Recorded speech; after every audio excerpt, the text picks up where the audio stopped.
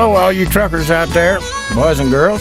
This is Ernie Shill, the trucking poet. I got a lot of trucking stories for you, and I've got some more poetry for you that I've done. You know, I knew I was born to be a trucker years ago because when I was a kid, I stayed with my aunt and uncle in Louisiana during the summertime a lot of times. And my dad, he was the kind of jerk you up and kick your ass, you know, but my aunt, she'd make me sit in the corner, and I hated that worse than an ass kicking. One time she sat me in the corner in a chair, and she come around the corner, and I'm in the corner going, wah, wah, wah. She says, what the hell are you doing? I said, I'm taking this load of pipe to California. She just shook her head and said, God damn. Yeah. But anyway, I knew I was born to be a trucker, and I'm glad to be one, and I'm glad to be out here doing this. You know, I've done reefer, I've done mostly dry box, a little bit of flatbed, enough to make me know that I didn't want to do that. And I took a job one time in Kansas City, and in between Kansas City and my home in Texas is Cameron, Missouri. There's a little Fina truck stop there in Cameron. It's got a bar in it. I was in there one night drinking, and the place closed up, and we were telling jokes and playing the guitar and the harmonica, and there was a young girl in there about 22 years old. She kept looking at me.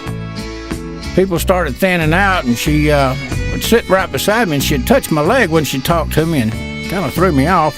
She says, you know, I like you. And I said, well, I like you too, hon. She says, where's your truck at? I said, it's out in the back in the parking lot. She said, well, maybe we can go out there. And I said, honey, I'm too old for you. She said, how old are you? I said, I'm in my late 30s. She said, oh, yeah? How late? I said, 50. That scared the hell out of that little old gal. She grabbed her purse and drank, and out the door she went. I ain't seen her since.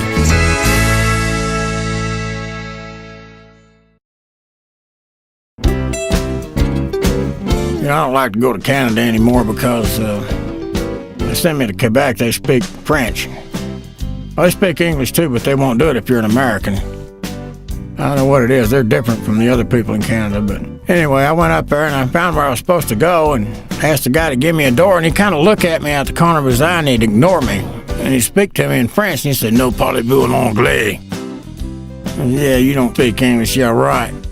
So I went back out to my truck and I waited about an hour more and I went back in and asked him again. And he gave me the same treatment.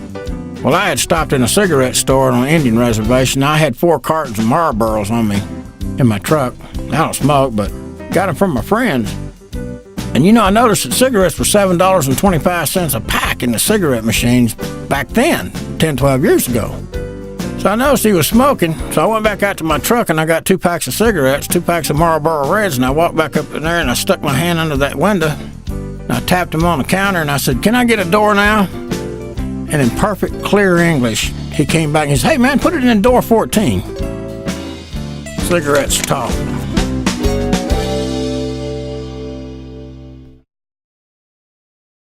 Here's one. I got a riddle for you guys. You know the 3 most common lies that a owner-operator tells? The first one is, my Peterbilt's paid for. I only pull $3.50 freight, and these are my real teeth. All right, this next gentleman coming to our stage, he's our last guy here, so stick around. He's doing 10 minutes, and he's out of here, and he's going to bust the chop. I mean it, man. This guy's coming up. We have been friends for a long time. He works here. He works everywhere. He's been overseas as well, man, like the rest of us. Please put your hands together for the very funny Don Barnhart!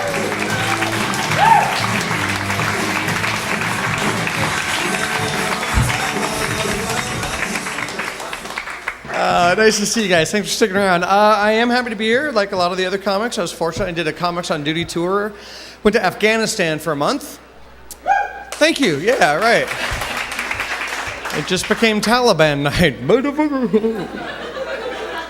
I went there because my agent sucks.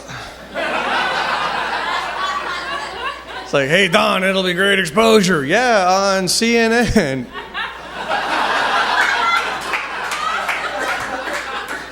Before I left the States, I had to get vaccinated. I got 14 different shots for all the germ warfare that could have broken out. 14 different shots. That pretty much means I can eat worry-free in any Denny's for the next 20 years. Bring it on! I got one shot for anthrax. To this day, I don't know anything about the anthrax scare. The only thing I know about anthrax was when somebody used to send me an unmarked envelope with white powder in it, my weekend was pretty much set. You didn't hear me crying on the news. I'm like, yo, FedEx rocks.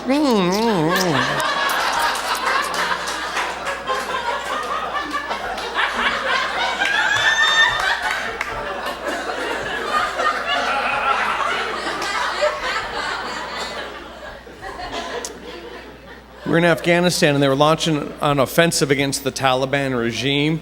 And we went out and met the Air Force guys. And one of the pilots goes, do you want to sign a bomb? We're going to go launch this offensive. I'm like, yeah, okay. But I didn't know what to write. To whom it may concern, bend over and say Allah. The best part was when we left that we stopped in Amsterdam and talk about a layover. I go to get a massage, right? And apparently in Amsterdam, you have to pay more to get him to rub your back. They'll rub your hoo-ha, no questions asked, but they're not touching anything above the Lewinsky borderline.